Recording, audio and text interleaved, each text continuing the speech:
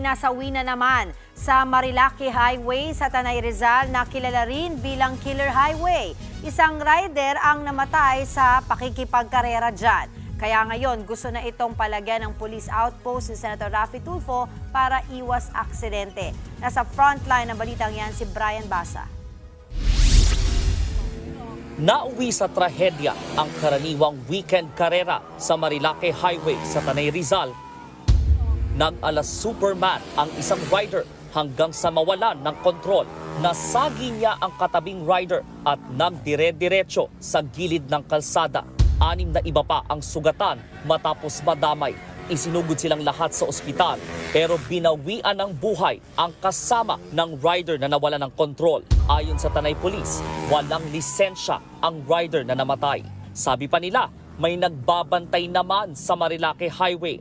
Hamon lang ang pagroronda, lalo 30 kilometro ang sakop nila.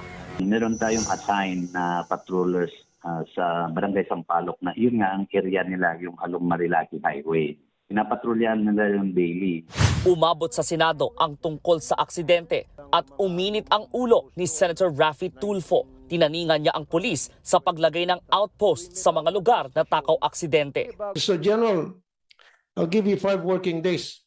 Linis yung problema yan. Otherwise, babalikan kita on air. Hindi lang dito pati sa radyo ko. Babatikusin kita left and right kasama ng Chief PNP mo.